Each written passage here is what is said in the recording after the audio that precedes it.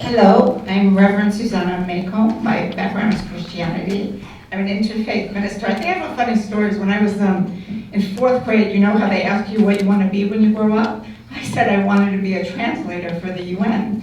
And though I haven't been that, in a way, I wrote the first book that featured the traditions of 14 religions, dozens of cultures, and I've been a member of many interfaith organizations. I've been on the Council of the World, I don't know what Guruji is, but World Yoga Community, and TK and I have done many events together, and I love the documentary, by the way. I think it's so educational. And I think what I would say about the swastika, I'm very aware, I've been to Japan. It is a symbol of peace, and I do believe the truth will set you free. But for someone who's had family murdered with that symbol in their face, maybe that someday they can understand it here, but not here. I think it will take time. Actually, my friends who wrote a recommendation to this book just passed away October 13. Randy Brown, who is a very good friend of the Buddhist Council of New York, she used to organize, the meditative advice, Change Your Mind Day in Tricycle Magazine in Central Park, if you know. If you're old enough to know, we used to do those. But then, so she wrote me some recommendation for this letter. The Reverend Dr. TK Nakagaki has long been a prominent leader in the interfaith movement in New York City.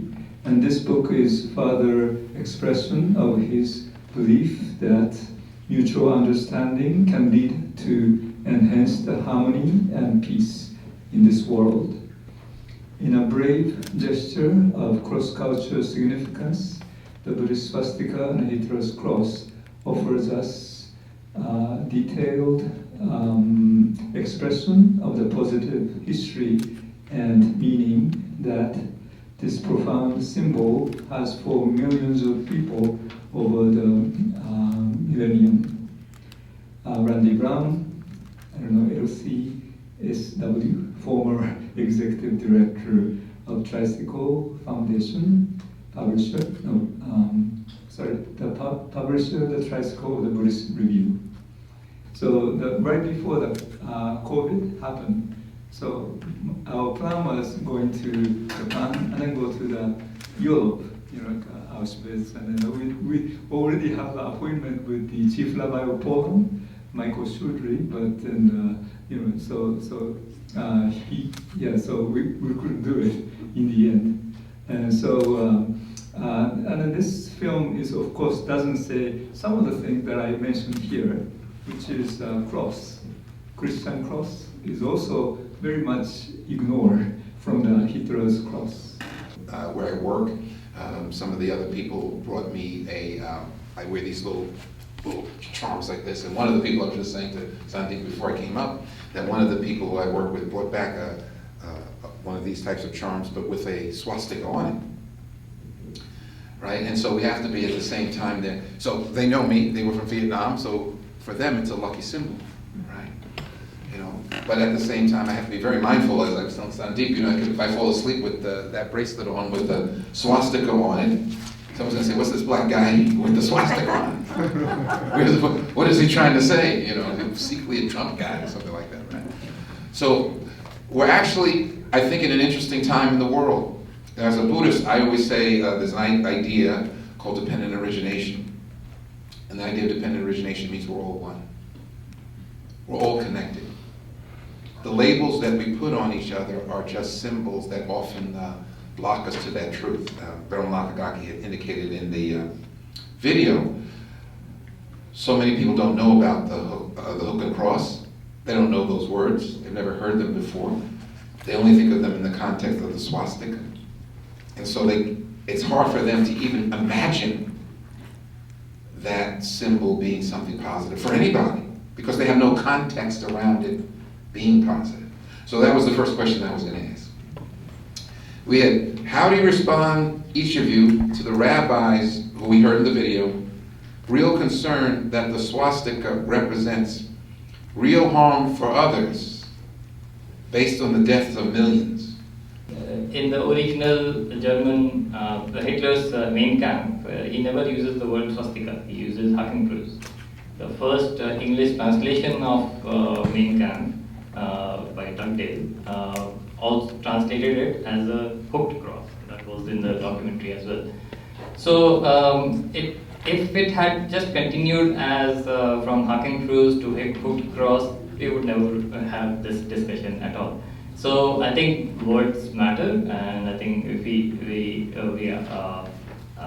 recognize these are the facts, and then as it was also said that there has been many generations of misinformation, so it will take some time for this to go away, and then we can find how to resolve this. But if we think about it, there is really no problem for us to distinguish a burning cross from a holy cross. We know that one is a symbol of hate and another is a symbol of peace and love. So, what is meaning, right? Meaning is a personal thing. It can come from a culture, it can come from a group, but the definition is always going to be a little bit squirrely. It's not necessarily going to be a discrete thing. So how one takes, when we're talking about it in the context of reappropriating a misappropriated symbol, right, there are best practices that can be thought of in order to help that along. What are those? So I actually looked it up, and I wanted to share some of those, and I want to compliment you, TK, on hitting right on the first one, which is education, because taking films like this and getting them out there is really what it's about. Education and awareness campaigns, putting things in historical context, and having workshops and events, and I see you doing that, so I really appreciate that. Art and cultural representation, art and cultural reinterpretation. Okay, so if you start seeing, I wouldn't mind getting woken up because I had a Manji on, because that to me would be an opportunity to kind of engage in that discussion, and kind of doesn't come without risk, but it is a good discussion. Third thing,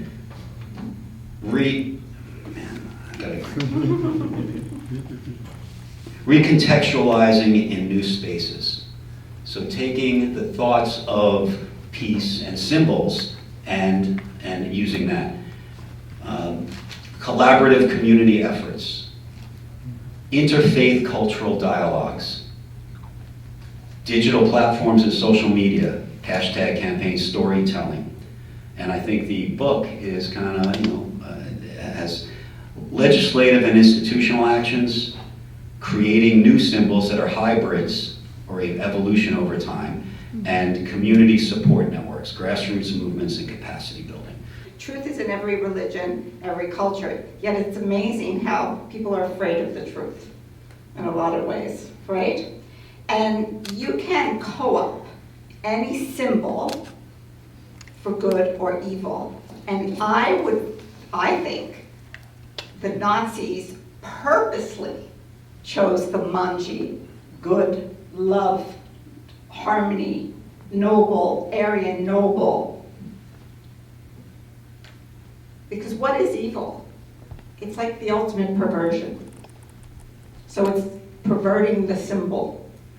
And I think it is very important to seek truth. But we also have to be compassionate and kind. Because even think in your personal lives, how people, if you force the truth on them, they're terrified, especially if they're traumatized. Like Jewish people, or the burning cross for Black people, okay? So we have to be kind and compassionate and gently educate, gently. Part of the things that I enjoy those short kind of a poetry that they have, that's Hasidic Jews, and this is a little long, so maybe I'll just show the very last part. So it says, develop a good eye, always look for good, will bring you to the truth. Truth is a light by which to find your way out of darkness, turn it on. If you believe you can damage, then believe that you can fix. If you believe that you can harm, then believe that you can heal.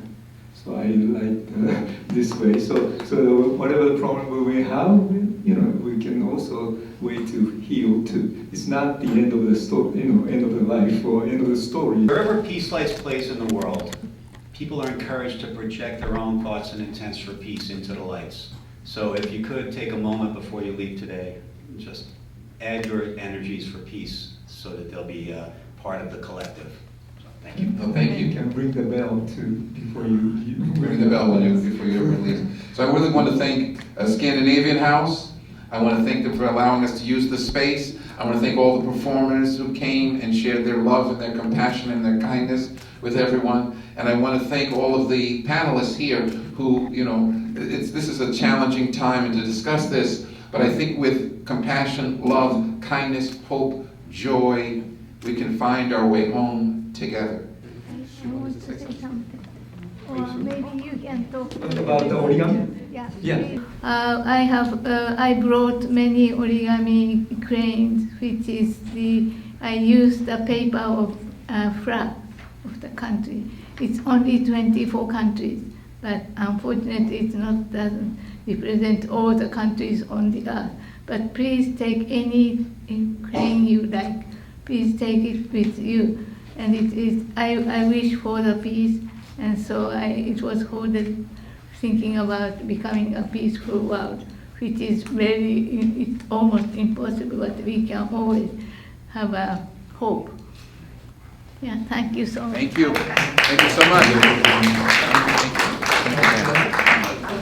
That was great. Thank you so much. So get the cranes outside. And then the Origami Therapy Association is always helping. This film itself is based upon this book. It was I started this project 2010. So this book was although published 2017, but yet it's long ago now.